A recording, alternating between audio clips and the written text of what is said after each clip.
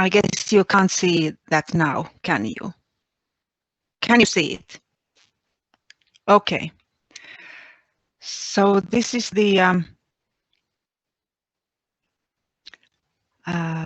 first slide of my presentation. It's about laser techniques and laser machines for woodworking and our experience from the training in Finland.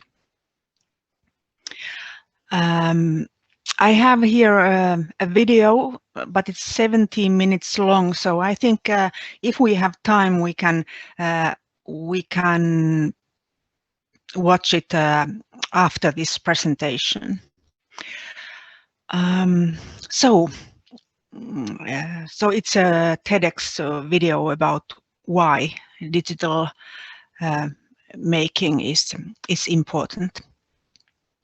But to our experience, Modus experience in Tampere, so we have familiarized ourselves with different venues in Tampere and found that there are several possibilities to start learning and practicing digital woodworking.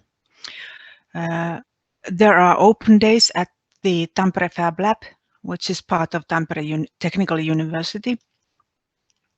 And then there is this community-based open space Hacklab, where you have a small fee, small monthly fee to enter the space whenever you wish. And then there is the Tekomo Makerspace, which is available in a public library. And there are others also. So, for example, several high schools in Tampere area have laser machines and CNC machines in the woodworking spaces or classrooms. And these are guided in different ways. For example, Fab Lab has very good instructions on their website. They have these instruction videos and guides how the laser cutter operates, manuals, safety warnings, and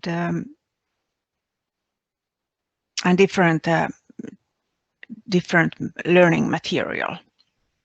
Also video tutorials. Hacklab has also their courses, and there's also peer support for makers. And Makerspace has hired staff to teach you and guide you. So they are librarians specially trained for the Makerspace. Okay, more in detail about Fab Lab.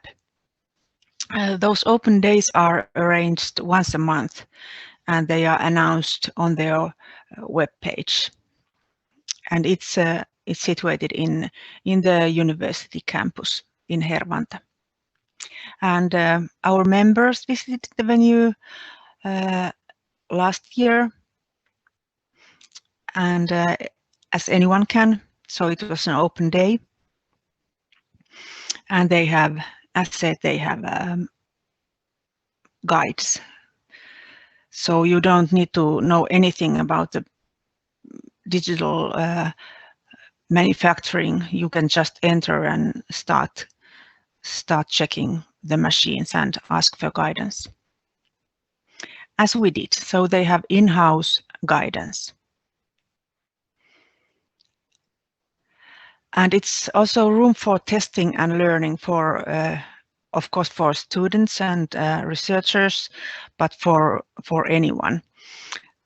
And this is a picture of our member Elina Korri, who's a fashion designer and uses recycled denim fabric, and she was making these tests how to how to create a logo in the denim fabric. So this is you can pilot things before you get your own machine or start renting them or anything like that. So these are good possibilities to test. Also, wood is good material to test because it's thicker than, for example, denim. So I think wood is some kind of wood can act as a pathway to other materials. When you have learned how to use the machines with wood materials, then you can continue testing with the fabric and other materials. Okay, so then there's Hacklab. It's a community-based workshop, and they don't have any application system, so anyone can become a member. So you can check their machines online, what kind of machinery they have, and they have also these open courses where you can learn how to use these materials.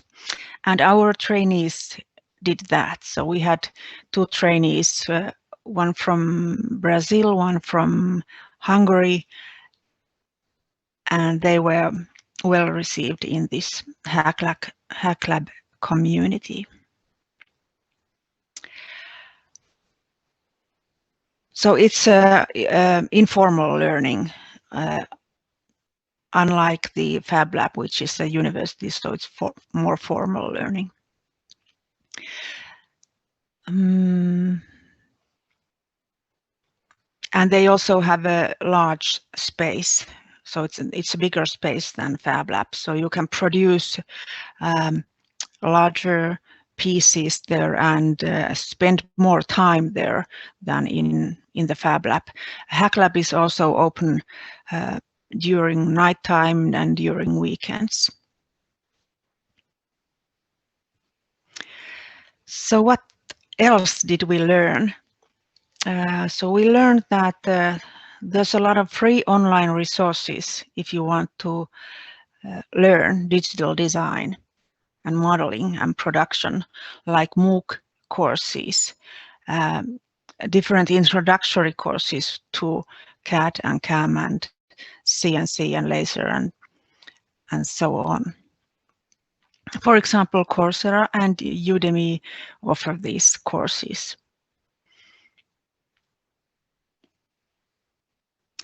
And there's free resources for software, for 3D printing, and graphic design, like Sketchbook, Tinkercad, Autodesk, Fusion, and Sketchfab. And if you wish to start business, there's an e-guide how to start digital laser machine business. So there's a lot of resources, learning resources online.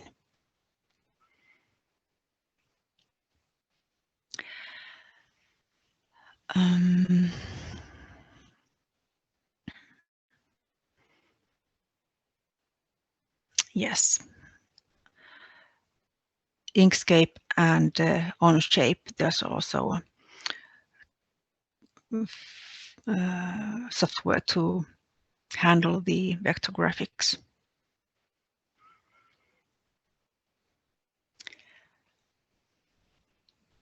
Okay, so here is a video I would like to show you. It's a shorter one. Let's see if I can.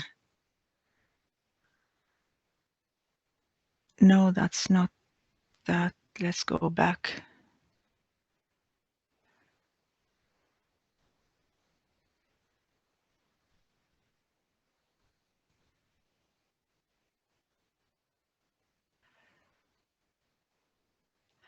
Okay, so let me know if you can see this video now. It's a Modus logo in.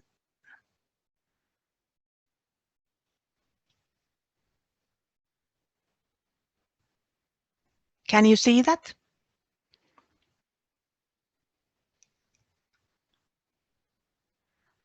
No? Actually, you need to stop sharing the PowerPoint and share the window with the video in order to be able to watch Yes, it. that's what I was asking, if you can see. Oh, okay. Thanks. Thank you. Let's see if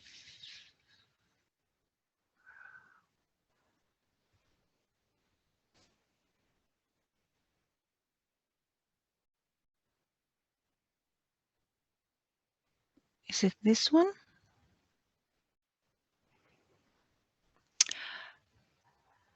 Okay, this is one video. I'm not quite sure if this is the right one, but anyway, I will show both of them. So let's.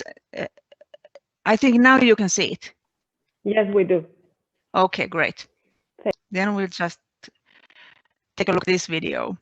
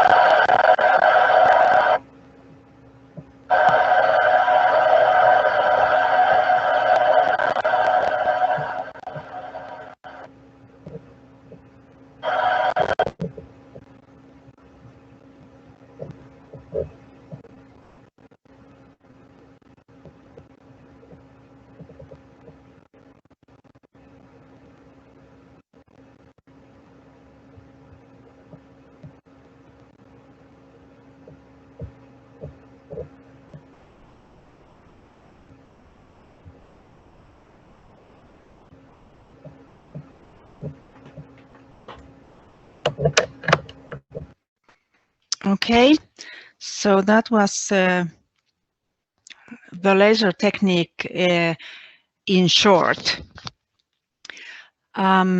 As you saw, it's a different from the CNC technique. So it uses this laser ray. It doesn't have all these metal heads, different tools. So it uses only the ray that burns the material.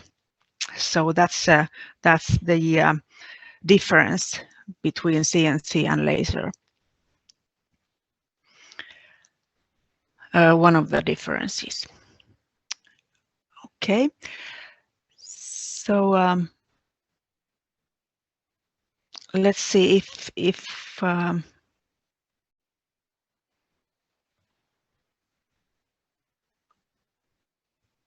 now you should see this one. Okay, let's go forward. The second experience of workshops was in Sampola where the Tekomo Makerspace is, and there they have this smaller machine.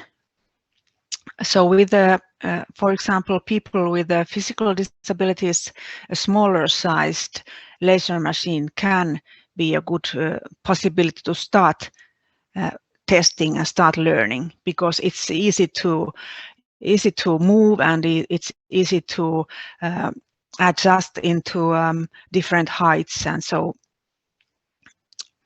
and it's also very affordable.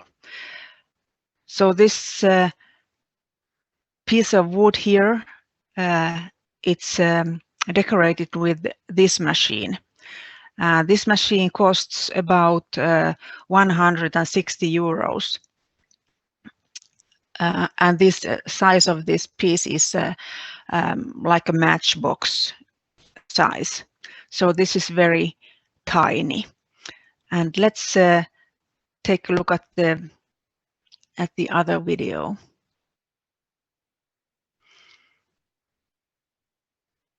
No.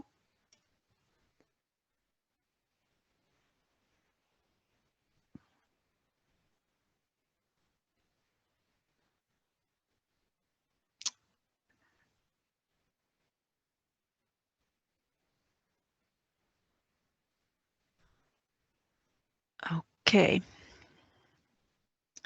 New share.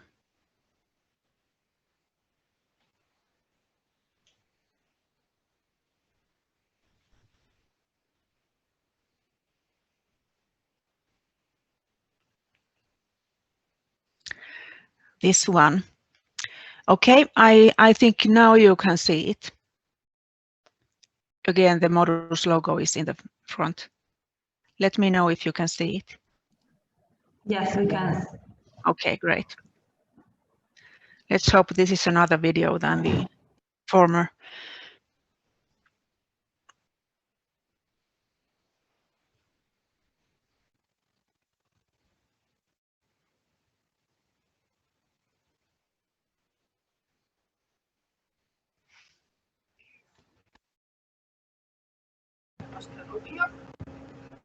Now we have here the bigger laser machine connected with the computer. Compared to the bigger laser machines, this one is much smaller and lighter and removable and mobile. It is also connected to a laptop. The smaller ones are more easy to adjust to the needs of the learner, so we can lift them up easily.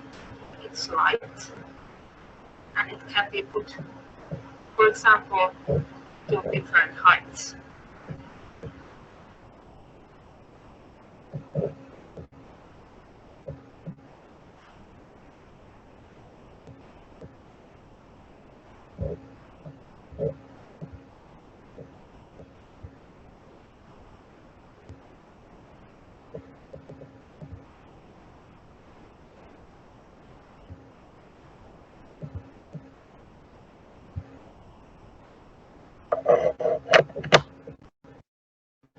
Okay, that was these two examples in short. So what we found out in general about how to add inclusivity and accessibility in digital woodworking, there were several points of interest that you can look into: technology, software, materials, and space. So, as we said, the technology has become more varied. There are these smaller, easily usable and cheaper machines And these ones can provide possibilities for training because they are, for example, for people with the physical disabilities, they are accessible into any place and height.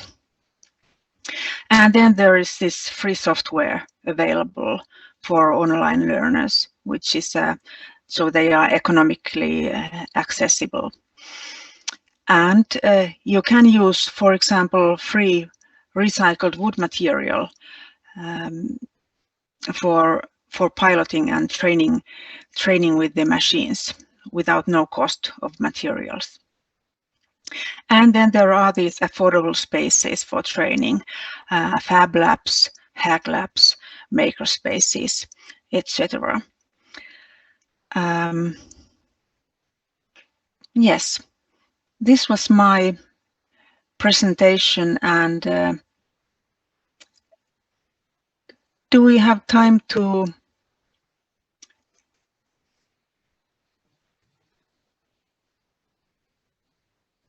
shall we take a look at the video? It's 17 minutes. Okay? Yeah, okay, let's see that one.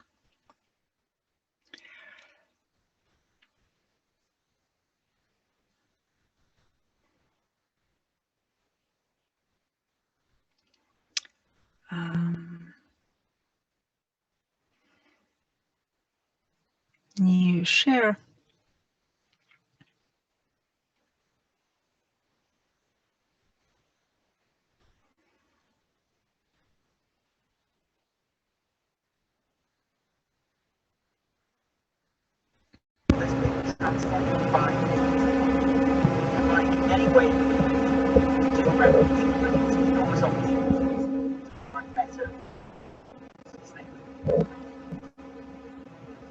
Taina, I think you need to share the audio, the sound from your computer with us.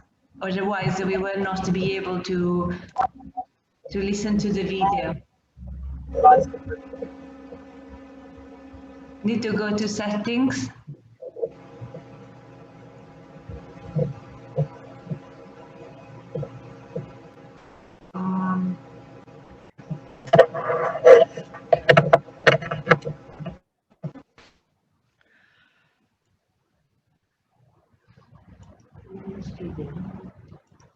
Okay. Maybe I'll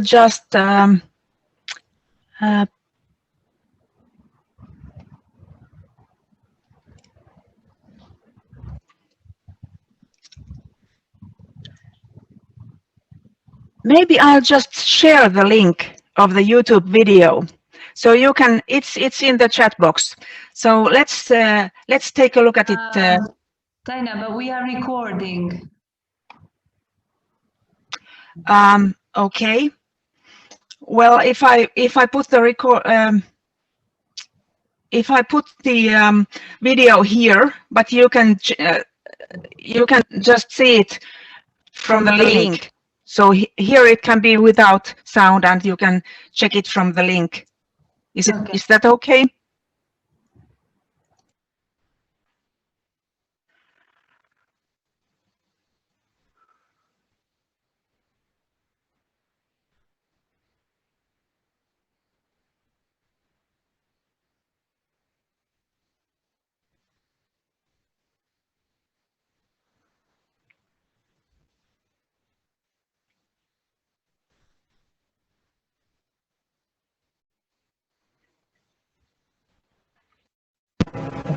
Today, I want to the learning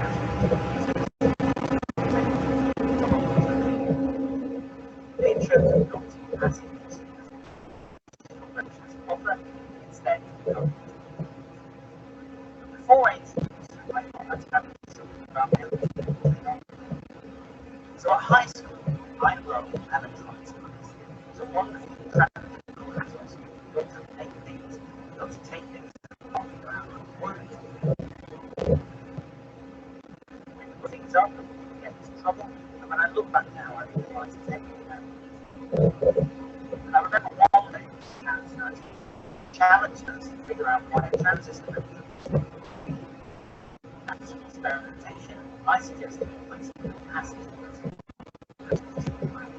charge, and it worked. And up until then, radio essentially was natural. Plastic obviously was turned on. That moment, I realized that it made sense. That it was made right. And I was 40, and I remember that was 1987. The UK was already but I didn't want to remember electronics myself. I don't remember.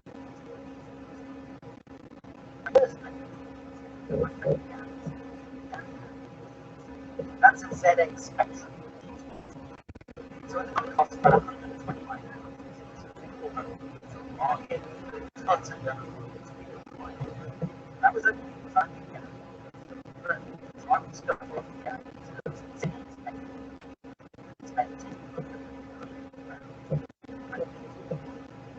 those that you recognise in the most advertising learn sense.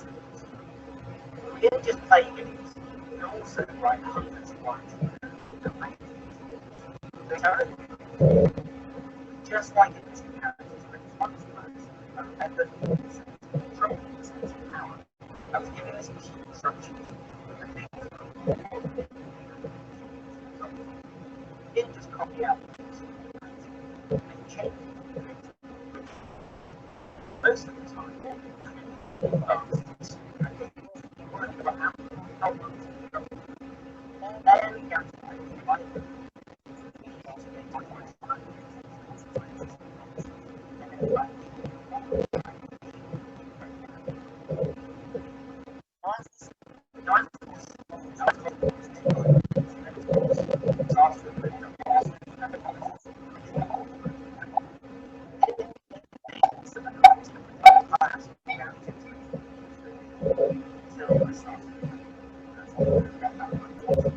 I love it.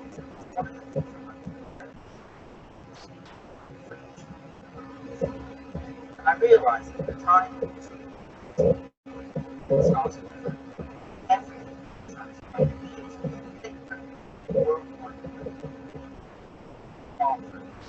none of that. It wasn't just it had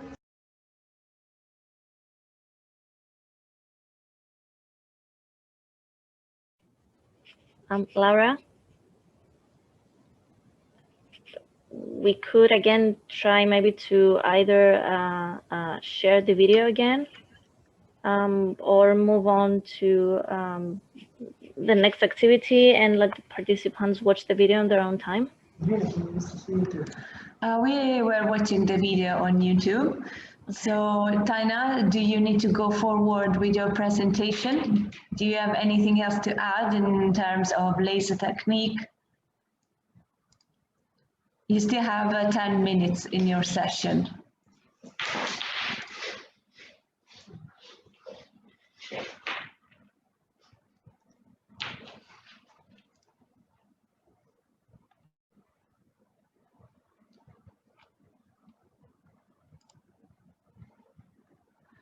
Taina? As I said in another occasion, are you with us? Okay, maybe we, as Maria suggested from Esmovia, we can, no, I don't have anything else. So maybe we can share the video, we can watch the video in the remaining 10 minutes and then we can proceed with the questions, unless you don't have any questions. So we can answer the questions right now. Do you have anything you would like to ask to Taina for her presentation?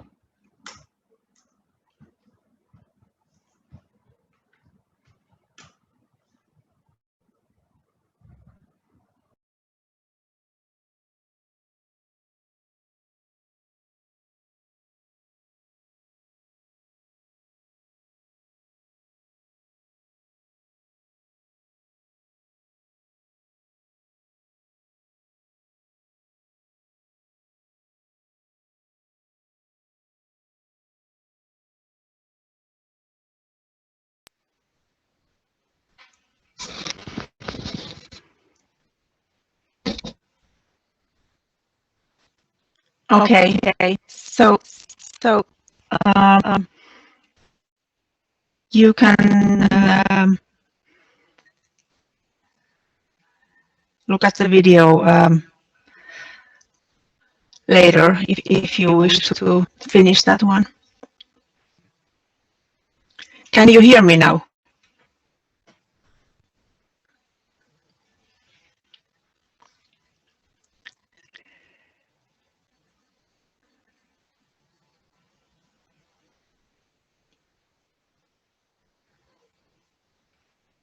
Because I can't hear you.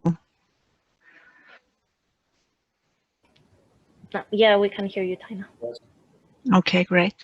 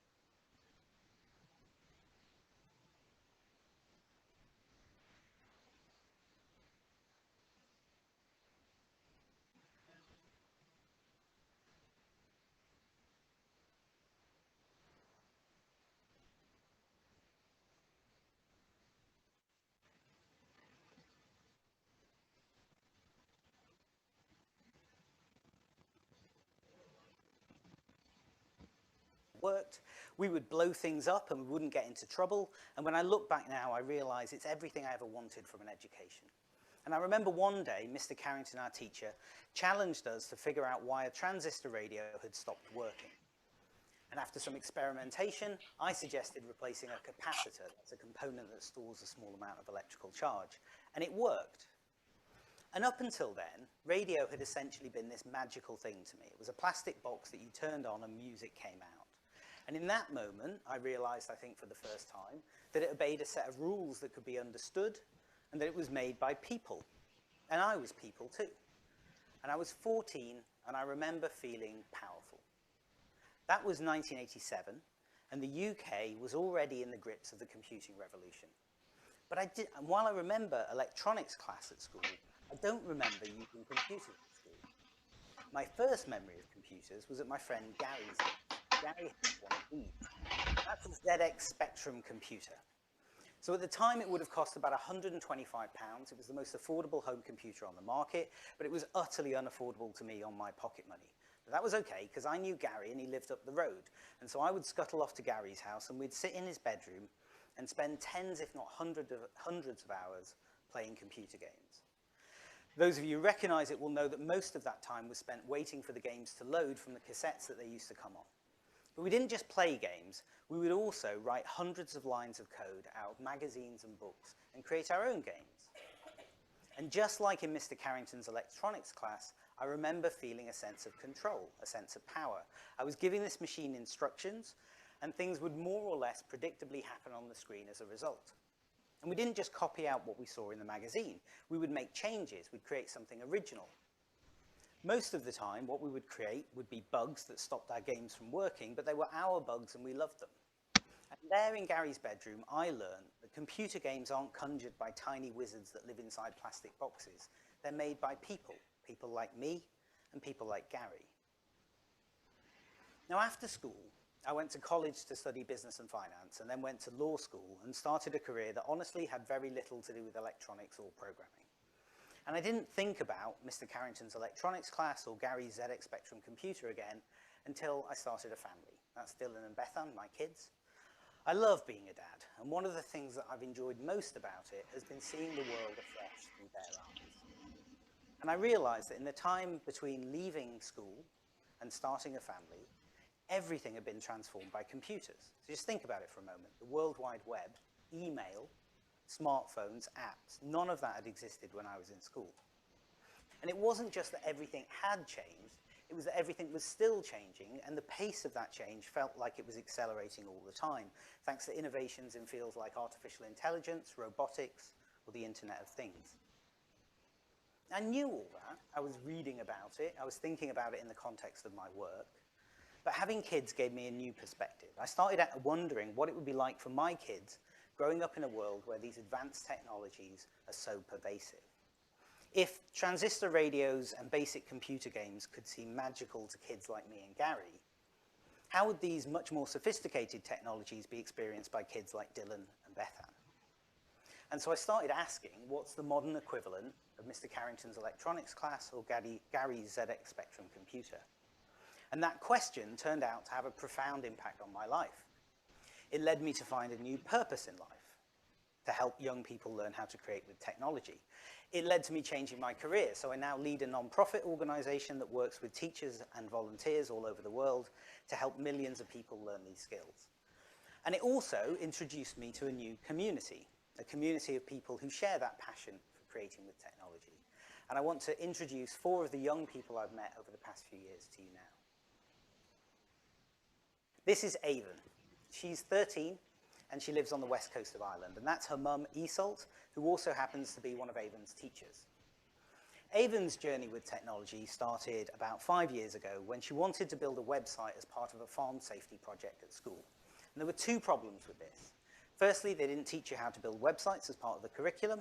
And secondly, living in a rural part of the country, she didn't have access to the internet. That didn't stop her mum. She got herself on some teacher training, and she set up a Coder Dojo for kids in the local area. Coder Dojos are free computing clubs run by volunteers. They started in Ireland back in 2011, and they've grown to be a global phenomenon, helping hundreds of thousands of young people create with technology. So Avon joins the Coder Dojo, which meets once a week in the school building, which does have the internet. And she makes her website, but she doesn't stop there. She goes on to make all kinds of cool projects. This is the Hospital Holly and Henry doll, designed to help children overcome their fear of hospital. And the inspiration was Avon's friend that has a long-term health condition that means she has to go to hospital regularly. And it's a simple idea. So the dolls have some electronics in them, and they're connected to a computer that has a program that Avon's put some information into. So when you touch part of the doll, it completes a circuit, and that calls up information on the screen. So you might touch it here, where blood tests are taken, and the screen would give you some information about needles and blood tests. When you talk to Avon, you realize that there's a lot more than programming going on here. So while her friend inspired her, she surveyed 500 children to understand their experience of hospital. And that's where she got the insight that most anxiety was actually caused by a lack of information. She's developed, tested, and iterated the project using different hardware and software, each time trying to figure out how to solve problems she was encountering. And when she discovered that she didn't have enough time in the hour a week at Coder Dojo to complete the project, she figured out that if she sat in the car park of the local supermarket, she could use the Wi-Fi that's offered to customers at a cafe to finish it off. So right there, you've got user research, prototyping, and problem solving. These kids learn a lot more than programming. That's Freddie and his mum, Sarah. They live in South Wales, and Freddie's journey with computing started when he entered a poster competition to win one of the first Raspberry Pi computers. Now, Raspberry Pi is a $35 computer designed for education, but now used in industry as much as it is in schools. And let me give you a bit of context. In today's money, a Raspberry Pi will cost you about 1/10 of what Gary paid for his ZX Spectrum computer, but it's 200,000 times more powerful. So Freddie gets this powerful programmable computer. The problem is he doesn't know what to do with it. And luckily for him, a guy called James, who's a computer science lecturer in a local university, set up a code club in Freddie's school. Now, Code Club is an after-school computing club for kids. And like Coder Dojo, it started small in England this time in 2012 and has grown to become a global phenomenon. Code Club is now in 150 countries around the world, run by volunteers like James and like Sarah, Freddie's mum, who also volunteered. It opens his eyes to this incredible world of technology, and pretty soon he starts asking how can he solve problems using this technology. And this is one of Freddie's projects, the facial recognition door entry system that he made for his great aunt Pat. So Freddie was concerned that his elderly aunt might let people in her house that she didn't know. So he connected his Raspberry Pi to a camera and some sensors, and if you ring the doorbell, it takes a photograph, and it checks that against the facial recognition program that Freddie's trained with photographs of friends, family, neighbors, trusted people. And if there's a match, the door opens, and Freddie's mum gets a text message to tell her who's visiting Great Aunt Pat. And when I caught up with Freddie recently, he told me he'd developed the project further with temperature and other sensors so the family could monitor whether Great Aunt Pat was safe and warm. So when you hear technologists talk about the Internet of Things, this is what they mean. Smart sensors and cameras connected to computers running clever algorithms that solve everyday problems for people. It's a multi-billion-dollar industry, and Freddie is 14 years old. This is Ardesh. He's also 14, and he lives in San Jose in California. Ardesh's journey with technology started when he was 9, and he started attending a makerspace with his big brother. Now, makerspaces are community venues where you can get access to the tools and technologies to create things. So you'll find 3D printers, laser cutters, woodworking and metalworking tools. But they're also communities of learning. So the people in the makerspaces have loads of expertise that they share through lectures and workshops and helping each other out. So Ardesh starts going along to the makerspace with his big brother in the evenings and weekends and attending these lectures and workshops. And like Freddie, his eyes are open to this incredible world of technology, and he also wants to solve problems. But the problems that he cares about are water, or rather the lack of it. You see, his mum's a keen gardener, and they live in California, and because of climate change, they're suffering really severe droughts. And the local authority has started using fines as a way of changing people's behavior. And the final straw for Ardesh was a day that he said his neighbor was using a sprinkler in the garden when it was raining and he got a fine. So he decided to make an automatic sprinkler system.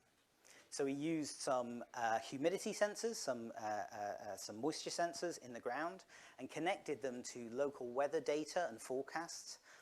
And then if the right conditions are met, the Raspberry Pi switches on the sprinkler and his mum's garden gets some water. What's even smarter is he connected it to the local authority's website so it wouldn't use a sprinkler on a day when you could get a fine. And because he didn't want to rebuild the system for every one of his neighbors, he connected it to social media. So if you live near Ardesh, you will get a tweet or a Facebook message in the mornings telling you it's a good day to water your lawn. The net effect is a huge reduction in water consumption, thousands of dollars of fines avoided, and greener gardens for everyone. And when I asked Ardesh what he learned from the project, he told me the importance of community and reciprocity, getting involved and giving something back. But it wasn't his neighbors he was thinking of. It was the community he met at the makerspace where he found a mentor, and online where he found programmers who shared code and helped him solve his problems. He's now delivering workshops at the makerspace himself. And last but by no means least, this is Laura. Laura comes from Timișoara in Romania. And she started with computing when she was 11, and a maths teacher in her school set up a computing club at lunchtime. They didn't study computing in the curriculum, but the teacher knew it was important, so he set up the club so they would learn how to build websites. And pretty soon, Laura found a Coder Dojo in her village, and she started attending once a month on Saturdays, and that's where she discovered robotics. Now, I first met Laura a couple of years ago when she was showcasing a mind-controlled robot that she had hacked together with an EEG brain sensor. It was a prototype for what she hoped would become a mind-controlled wheelchair that would help paralyzed people be able to move. And that's me testing the project. She said to me that it worked much better for me because my lack of hair meant that the sensors got a better reading from my brain signals. But it worked, right? Within just a few minutes, I've been able to train this robot to go forward, backward, left, and right just by thinking. And I caught up with Laura again earlier this year, and she'd been working this time with a group of friends on an autonomous waste recycling project, a robot. Their idea was to combine robotics and machine learning software to create a robot that would solve the problem of litter in their community whilst also increasing recycling. Now, I can't emphasize how ambitious a project this is. Just building a robot that can navigate an urban environment is incredibly challenging. And this one has to do it autonomously, and then it has to be able to find, categorize, and sort the waste that it finds. That's the part of the project Laura worked on. using a neural network and machine learning software, she was training it to sort the recycling waste that it found. And she told me how she personally had to categorize 3,000 images of recyclable waste to train the neural network. So just think about that a moment. Plastic bottle, newspaper, cardboard, 3,000 times. Two things strike me about Laura's work. Firstly, progression. So from building websites in a lunchtime club to advanced robotics and machine learning projects in just a few short years. It's an incredible journey. And second, teamwork. So when I asked Laura what she learned from this project, she told me the importance of working in a team. In her own words, it was pretty challenging, but really necessary to do a project on this scale. I'm sure we can all relate to that. So, Avon, Freddie, Ardesh, and Laura. Just 4 out of hundreds and hundreds of remarkable young people that I've had the privilege to meet over the past few years. And they're brilliant, they're obviously brilliant. But the thing is, they're no more or less remarkable than any other young person that you might come across. What sets them apart is that they've had opportunities to discover a passion for digital making. And they've had parents and teachers and mentors who've nurtured that passion and helped them develop their skills. And some of those adults have brought technical skills, and others of those adults have developed their own skills alongside the young people. And they have studied some computing at school, but even more important has been the opportunities they've had to join communities of learning in code clubs, coder dojos, maker spaces, and online. What I think is most remarkable about their stories is that those kind of opportunities are still so rare. Arthur C. Clarke said that any sufficiently advanced technology is indistinguishable from magic. I think if we're going to realize the potential of the digital revolution, we all have a responsibility to make sure that every young person, wherever they're from and whatever their background, has opportunities to discover that digital technologies aren't magical, and they too can be part of the next generation of digital makers. Thank you.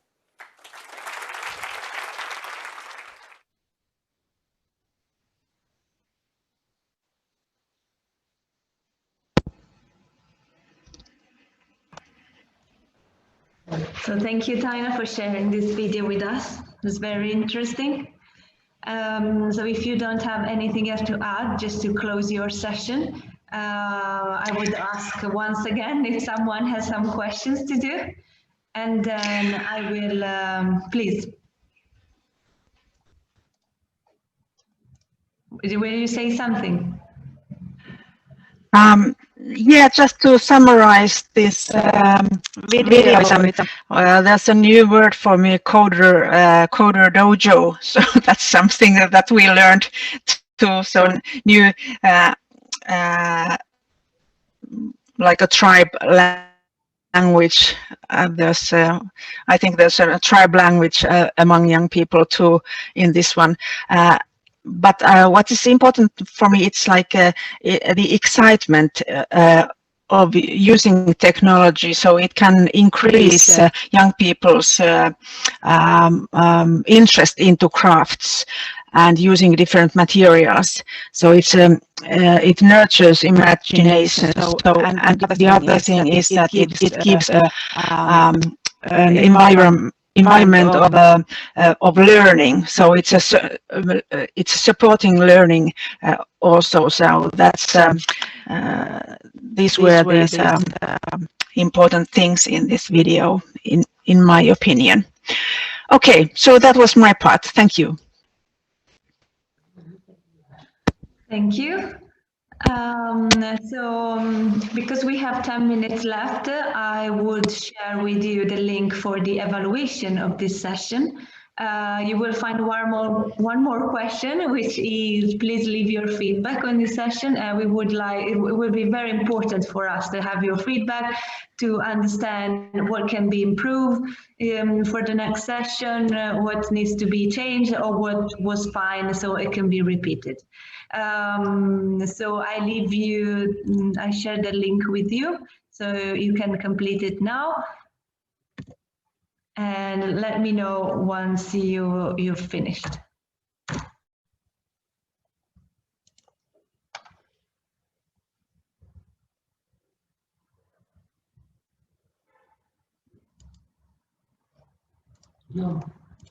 Sorry, was the wrong one.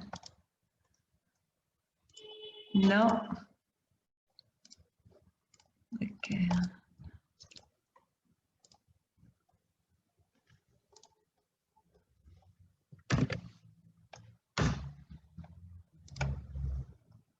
Okay, this should work.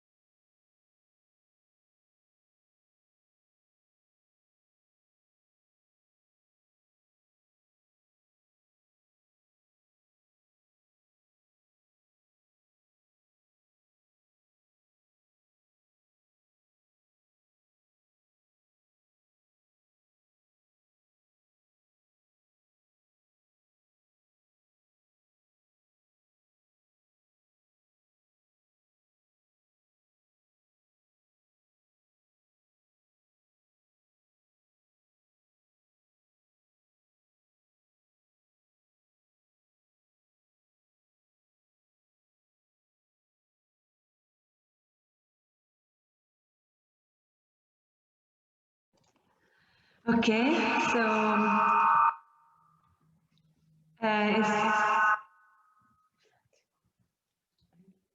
it seems like everyone completed the questionnaire. Thank you for your participation also today.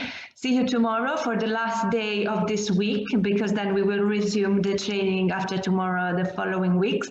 And We will talk about more woodworking techniques and social inclusion with our Slovenian partner tomorrow. So we are looking forward to see you again and have a good rest of your day. Bye. Bye, everyone. Bye. Thank you. Bye. Bye.